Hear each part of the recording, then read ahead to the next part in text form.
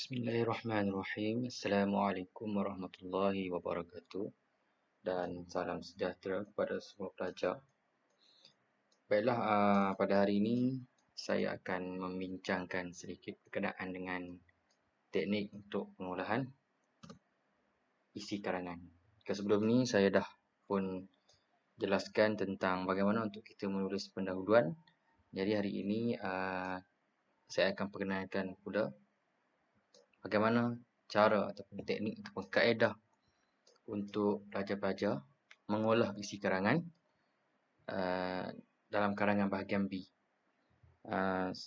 Situasi ataupun fenomena baru biasa dalam kelas apabila guru minta pelajar hasilkan esei atau karangan, mereka biasanya akan mengatakan, kami tidak ada idea cikgu,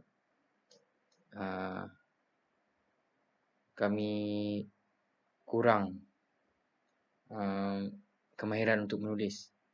Sebenarnya itulah dilema sebagai pelajar. Jadi hari ini saya nak bantu para pelajar bagaimana untuk mengolah sesebuah karangan supaya nampak lebih kemas, dan yang paling penting ialah ada kriteria matang.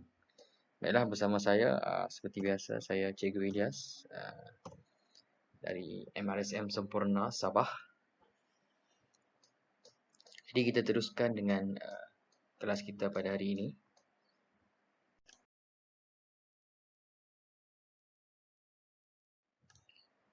Baiklah para pelajar, kita mulakan dengan soalan. Soalan yang akan saya utarakan ini sama juga dengan soalan yang kita dah bincang sebelum ini dalam sesi bagaimana untuk kita menulis pendahuluan. Jadi hari ini kita tumpukan kepada bagaimana untuk kita mengolah isi yang kita ada berkenaan dengan soalan yang telah saya berikan. Soalannya sama, iaitu Malaysia merupakan sebuah negara yang berpotensi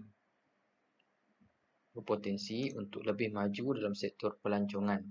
Sehubungan dengan itu, anda ingin menulis rencana untuk disiarkan oleh akhbar tempatan. Tajuk rencana tersebut ialah usaha-usaha kerajaan untuk memajukan sektor pelancongan negara.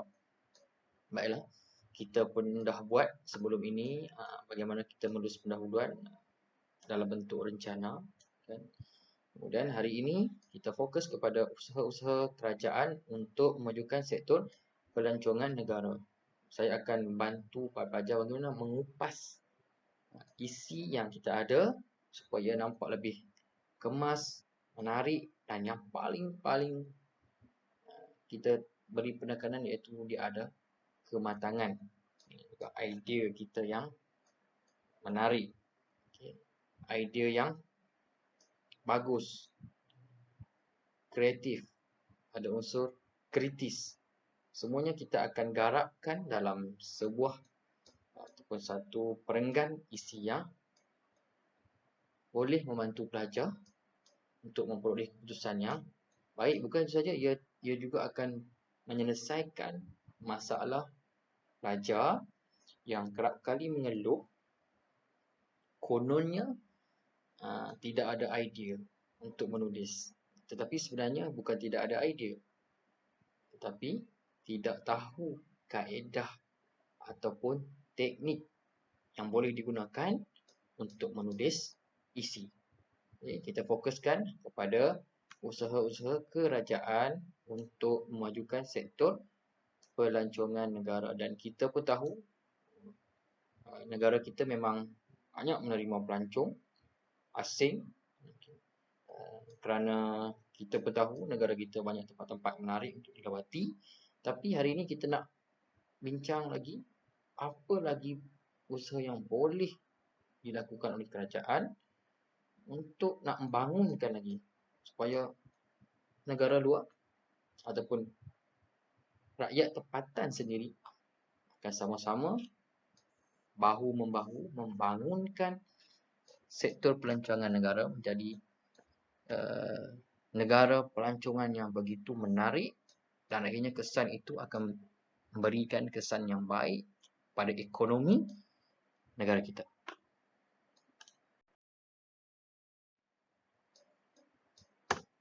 Sebagaimana yang telah kita bincang sebelum ini dalam teknik menulis pendahuluan, saya masih lagi menggunakan teknik yang sama, iaitu kata kunci ataupun boleh juga disebut sebagai kata atau frasa pangkal ayat.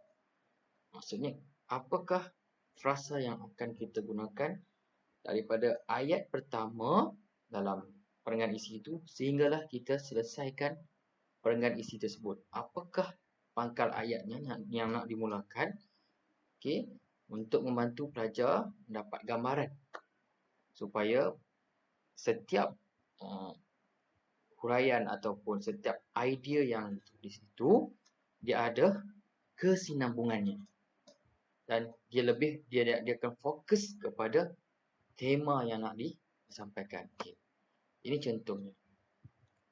Ini tekniknya. Yang pertama satu itu maksudnya ayat pertama. Saya letakkan sebagai ayat topik. Ada yang biasa di pelajar gunakan ayat isi sebagainya. Tidak mengapa. Yang penting ayat pertama itu mestilah ada fokus soalan dan juga ada isi pertama. Kita boleh mulakan dengan frasa yang paling mudah, iaitu pada pendapat saya. Fokus soalannya apa? Tadi kita dah bincang, fokus soalannya adalah usaha-usaha ataupun langkah-langkah yang perlu dilakukan oleh pihak kerajaan untuk memajukan sektor pelancongan negara. Kemudian tambah isi pertama. Maksudnya selepas kita buat fokus tu, kita masukkan terus isi. Apakah isi pertama?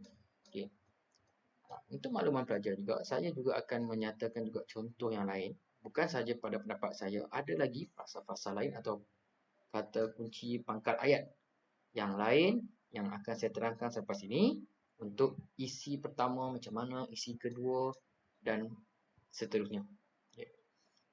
Ayat yang kedua kita kenali sebagai ayat huraian pertama.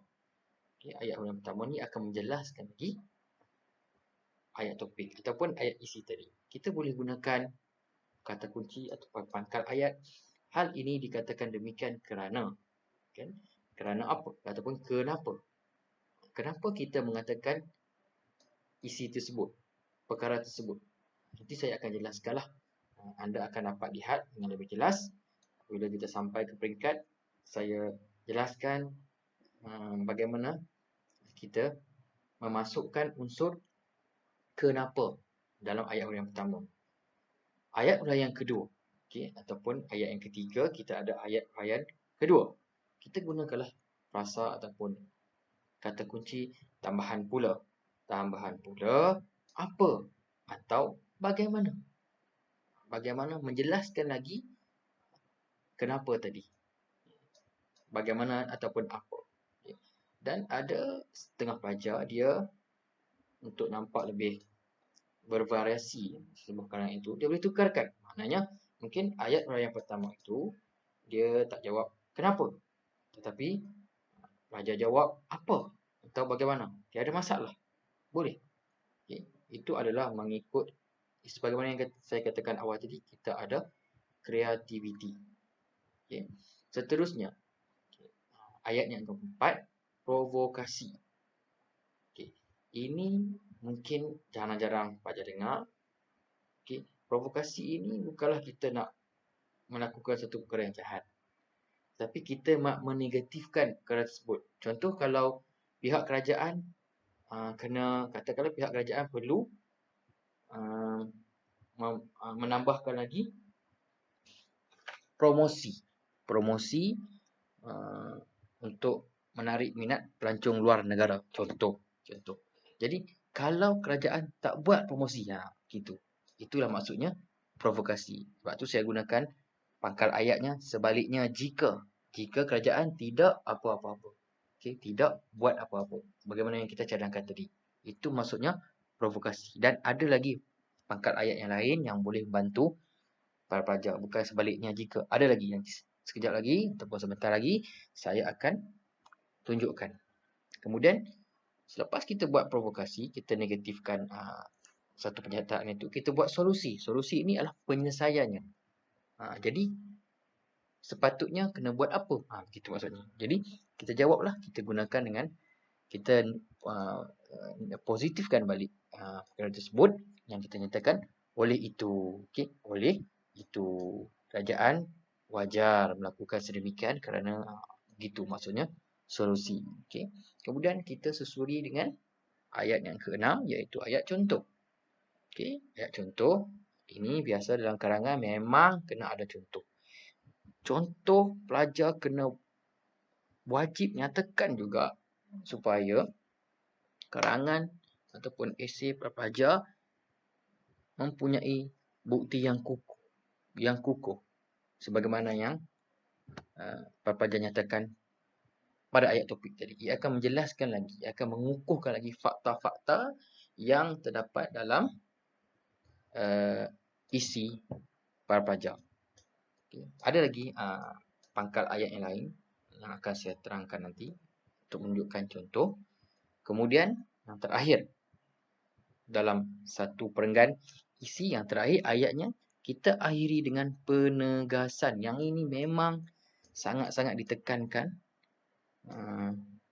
untuk menunjukkan bahawa kita memberikan satu pendapat yang konkret. Maknanya kita menyatakan satu yang konkret bahawa kita memang bertegas. Pendapat kita ini wajar dilakukan. Itu maksudnya ketegasan. Okay. Kita akhiri dengan tegaslah bahawa, dan ada lagi lah contoh-contoh pangkal ayat yang lain. Baiklah, sekarang kita nak memulakan fasa untuk kita menulis karangan kita ataupun menulis isi. Saya letakkan ini sebagai isi pertama dalam karangan kita. Selepas kita dah buat pendahuluan, kita teruskan dengan isi pertama. Sebagaimana yang saya tekan tadi, kita mulakan dengan pada pendapat saya, tambah fokus soalan dan tambah isi. Yang kedua, kita boleh gunakan juga kata pangkal ayat iaitu uslub perdana. Seterusnya meninjau skop yang lebih luas. Okay. Meninjau skop yang lebih luas. Uslub perdana meninjau skop yang lebih luas dalam dimensi yang berbeza. Ini adalah boleh digunakan untuk memulakan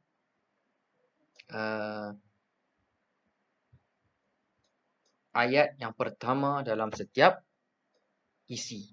Maksudnya uslub perdana ni sudah tentulah isi pertama. Meninjau skop yang lebih luas ni mungkin pelajar boleh gunakan untuk isi yang berikutnya, isi yang ketiga. Dalam dimensi yang berbeza ni mungkin boleh gunakan untuk isi yang keempat. Dan ada lagi lah frasa-frasa lain yang seperti yang biasa kita dengar, seperti selain itu dan sebagainya. Jadi saya ambil contoh 4 ini dahulu supaya pelajar boleh faham bagaimana untuk kita memulakan isi karangan kita. Okay, ini contoh yang saya dah buat. Pada pendapat saya, tindakan perdana yang perlu dilakukan oleh pihak kerajaan ialah memperkenalkan produk pelancongan baharu yang dapat menarik minat pengunjung mancanegara. Mancanegara ni apa pelajar? Mancanegara ialah negara-negara lain. Okay, seperti negara-negara jiran ke, negara-negara Eropah ke, negara-negara Arab, sebagainya lah. Maknanya negara-negara yang di luar daripada negara kita. Itu maksudnya mancanegara. Ini pun boleh kita pun dah ada satu, dan ia juga telah menjawab satu perkara, iaitu dalam setiap karangan elok-eloknya kita ada perkataan yang menarik. Seperti perkataan mancanegara ni sudah pun ada satu. Okay, jadi itu bergantung pada kreativiti pelajar lah. Cuma hari ini saya nak tekankan bagaimana kita nak memulakan karangan kita, isi kita supaya nampak lebih mudah. Okay. Saya ulang balik ya. Pada pendapat saya, tindakan perdana yang perlu dilakukan oleh pihak kerajaan ialah memperkenalkan produk pelancongan baharu yang dapat menarik minat pengunjung luar. Okay. Ini isinya ya. Memperkenalkan produk pelancongan baharu. Okay. Apabila kita baca, kita pun tertanya, apa produk pelancongan? Jadi kita akan jawab nanti. Peringkat huraian dan peringkat contoh. Okay, ini adalah ayat pertama dalam isi pertama.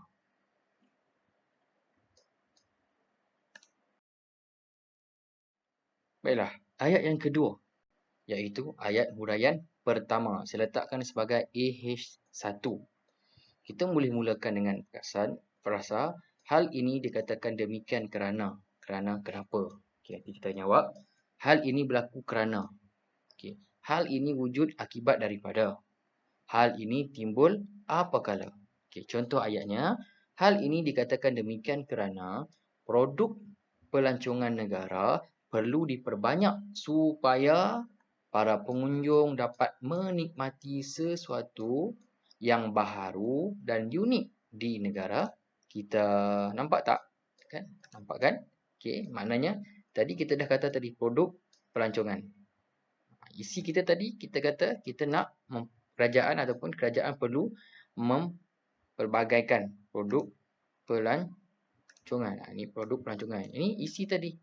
Okay, cuma kita jelaskan kenapa. Kenapa? Jadi kita jawab supaya. Ini jawapannya. Ini jawabnya. Supaya para pengunjung dapat menikmati sesuatu yang baru dan unik di negara kita. Inilah yang saya katakan tadi. Kita menjawab kenapa. Kenapa kena ada produk pelancongan negara. Jadi kita ni seolah-olahnya kita mewakili pihak kerajaan lah. Kita nak menjelaskan perkara yang kita nak sampaikan. Okay. Mungkin kerajaan dah buat perkara ini, tapi idea kita mungkin kita akan tengok dekat contoh nanti. Mungkin berlainan dengan apa yang telah kerajaan lakukan sekarang. Mungkin kajian yang kita buat ini untuk masa akan datang. Gitu. Kita kena anggap apabila kita menulis satu esei, kita kena anggap kita ni adalah seorang penulis profesional. Kita seolah macam kita nak memberi ilmu kepada orang yang membacanya. Bukan sahaja kita nak mendapat A+ ataupun usaha yang cemerlang dalam SPM semata-mata, tapi kita nak memberikan sesuatu kesan yang mendalam apabila orang membaca karangan kita. Kita pergi kepada ayat yang ketiga. Apa ayat yang ketiga para pelajar? Iaitu ayat huraian kedua. AH2 ni adalah ayat yang ketiga. Kita boleh gunakan dengan kata pangkal ayat tambahan pula. Apa atau bagaimana. Lebih-lebih lagi ataupun selanjutnya ataupun boleh gunakan selain itu. Contoh ayat. Tambahan pula, kepelbagaian etnik dan budaya di negara kita mampu menambahkan lagi kepelbagaian produk pelancongan. Ini kita menjelaskan lagi. Mungkin kita boleh gunakan apa atau bagaimana. Yang ini boleh kita katakan sebagai bagaimana. Bagaimana yang kita katakan produk pelancongan baharu tadi. Jadi kita kaitkan dengan kepelbagaian etnik dan budaya di negara kita. Itu saya katakan, ini bukan isi baru, ini adalah huraian. Bukan isi. Jadi menjelaskan lagi negara kita memang boleh memperbagaikan lagi. Boleh mengkomersialkan lagi kepelbagaian etnik dan budaya kita ni. Pelancong luar nampak menarik. Kita ada berbagai kaum. Kita ada Cina, India, Melayu tu dah banyak. Tapi di Sabah dan Sarawak lagi banyak kaum. Kalau di Sabah ni ada Bajau, ada Kadazan Dusun, ada orang laut, dan banyak lagi. Kalau di Sempurna ini lagilah. Lagi menarik. Jadi banyak ada yang tinggal di tengah laut. Memang sangat mempersonakan pada orang yang datang. Kita teruskan dengan ayat yang berikutnya, ayat keempat. Seterusnya ialah di peringkat ataupun ayat yang berikutnya, iaitu ayat provokasi. Sebagaimana saya terangkan tadi, provokasi ini apa? Iaitu kita menegatifkan suatu perkara. Contoh, kita gunakan kata pangkal. Sebaliknya jika, cuba kita bayangkan jika, jika, sekiranya, ataupun namun demikian. Cuba kita lihat contoh ayat bagi kita lebih jelas. Okey, ini contoh ayat. Sekiranya kerajaan tidak mengambil peluang ini, sudah tentu pelancong yang bertandang ke negara kita tidak memiliki pengalaman di tempat orang kerana jauh perjalanan, luas pengalaman. Bermaksud, kita dah nyatakan tadi, pihak kerajaan kena buat apa? Kita kena memperkenalkan produk pelancongan baru yang berasaskan tadi etnik dan budaya ataupun kaum di negara kita. Jadi kalau kerajaan tak ambil peluang, rugilah. Pelancong pun tak dapat rasa pengalaman yang baru. Tidak ada apa-apa yang boleh dibawa balik ke negara dia untuk diceritakan kepada rakyat negara tersebut. Bagi contoh, kalau datang ke Semporna ni, okay, boleh lihat macam mana orang laut hidup di tengah laut. Rumah mereka berada di tengah-tengah laut, tengah-tengah lautan. Bagaimana mereka hidup? Kan itu adalah satu benda yang menarik supaya sektor pelancongan kita ini lebih maju lagi di masa akan datang. Okay. Para pelajar, solusinya ialah kita gunakan frasa oleh itu, sepatutnya, atau perlu, wajarlah. Kita positifkan balik apa yang kita negatifkan tadi. Okay. Kita boleh gunakan sudah terang lagi bersuluh ataupun ternyatalah. Kita tengok ayat ini.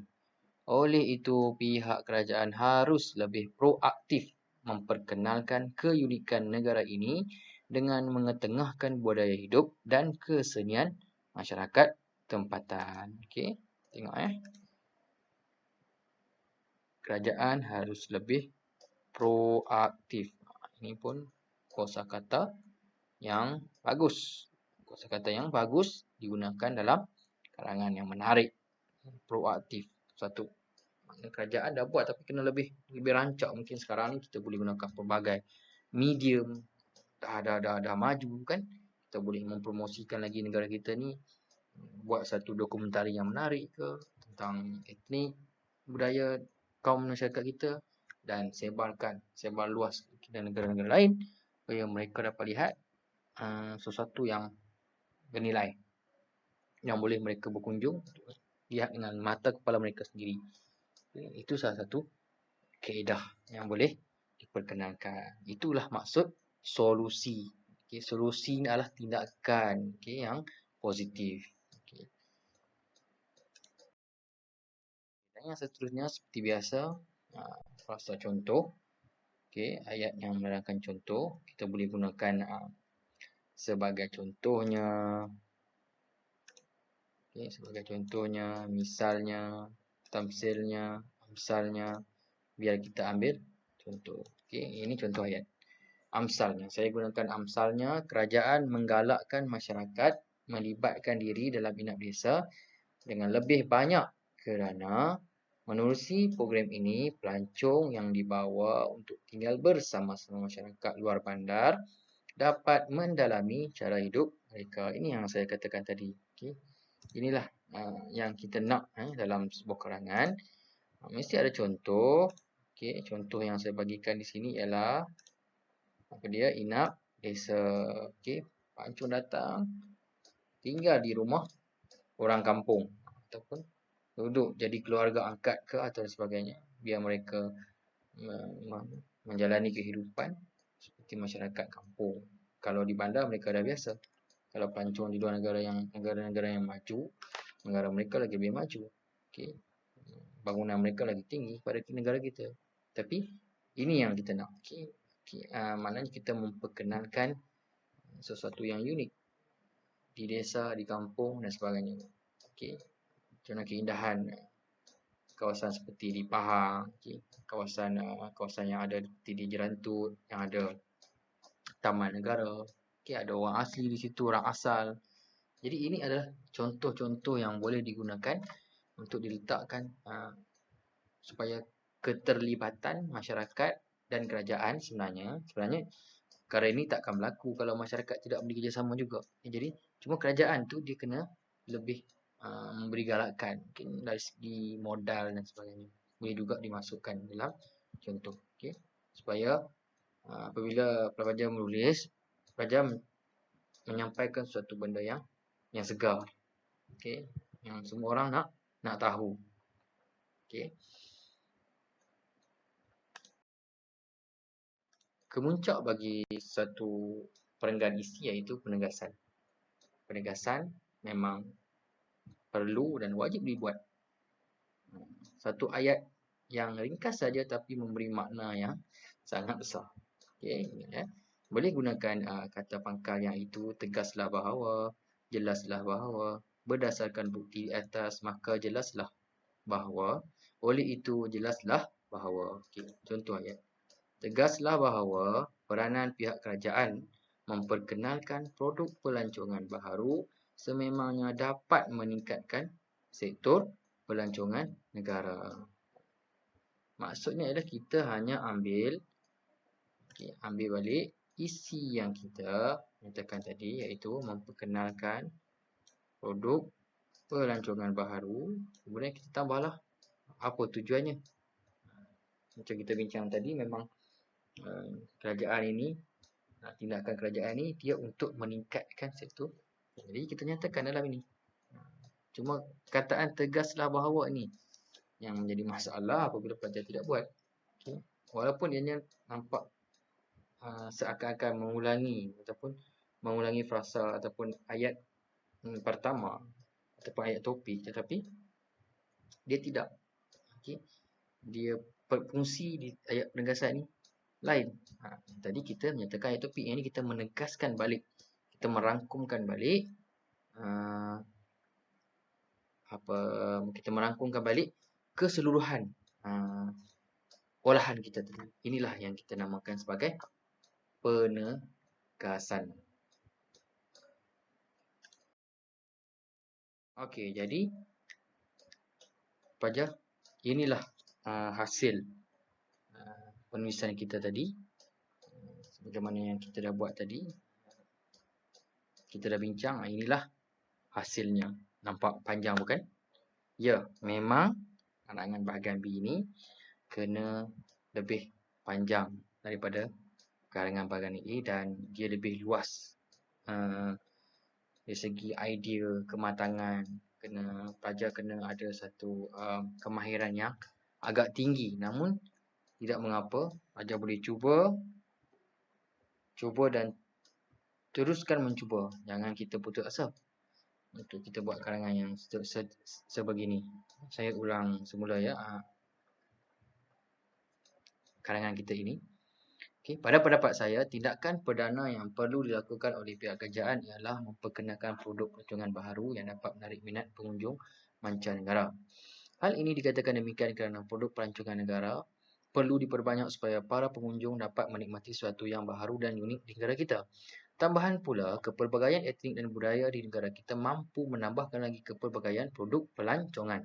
Sekiranya kerajaan tidak mengambil peluang ini, sudah tentu pelancong yang bertandang ke negara kita tidak memiliki pengalaman di tempat orang kerana jauh perjalanan, luas pengalaman. Oleh itu, pihak kerajaan harus lebih proaktif memperkenalkan keunikan negara ini dengan mengetengahkan budaya hidup dan kesenian masyarakat tempatan. Amsalnya, kerajaan menggalakkan masyarakat melibatkan diri dalam program inap desa dengan lebih banyak kerana menerusi program ini, pelancong yang dibawa untuk tinggal bersama-sama masyarakat luar bandar dapat menalami cara hidup mereka.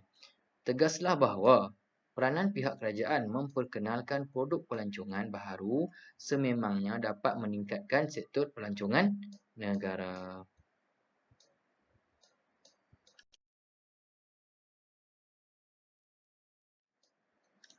Mengakhiri sesi perbincangan kita pada hari ini, saya tinggalkan dengan satu latihan yang menarik, iaitu hasilkan perenggan isi yang lengkap berdasarkan soalan yang telah dinyatakan. Soalan pada awal-awal perbincangan tadi, iaitu usaha-usaha kerajaan memajukan sektor pelancongan negara. Okay. Saya membantu pelajar, saya berikan contoh isi kedua, iaitu pihak kerajaan menganjurkan karnival pelancongan ke seluruh pelosok dunia. Ketiga, pihak kerajaan menganjurkan pelbagai acara antarabangsa dengan lebih kerap. 4. Pihak kerajaan menganjurkan kempen melawat Malaysia dengan lebih berkesan dan menarik. Dan yang kelima, pihak kerajaan perlu meningkatkan tahap keselamatan dalam negara. Jadi, saya harap pelajar mampu untuk meneruskan lagi untuk menulis. Jangan mudah mengalah. Cuba, buat dan minta tolong dengan cikgu-cikgu di sekolah pelajar, semak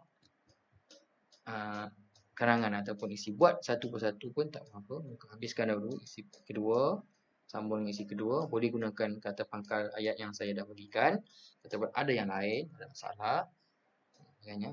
Dan untuk makluman pelajar, sebenarnya susunan ayat tadi nombor 1, 2 hingga 7 tu, antara ayat pertama, kedua, ketiga itu pelajar kena tetapkan 1, 2, 3 kena ikut susunan. Tapi untuk contoh, boleh contoh provokasi dan solusi itu boleh diubah. Mungkin pelajar-pelajar nak bagi contoh dahulu, kemudian bagi provokasi ataupun solusi, dan akhiri dengan pengasahan. Pengasahan mesti yang terakhir. Okay. Jadi sekian saja daripada saya untuk sesi kali ini. Mohon maaf sekiranya ada kekurangan ataupun tersilap kata. Saya harap apa yang saya sampaikan ini memberi manfaat kepada semua pelajar yang akan menduduki SPM atau ini, ataupun siapa saja yang ingin menulis. Jika ada masalah, dan selamat mencuba. Teruskan menulis dan jangan mudah mengalah. Sekian. Assalamualaikum warahmatullahi wabarakatuh.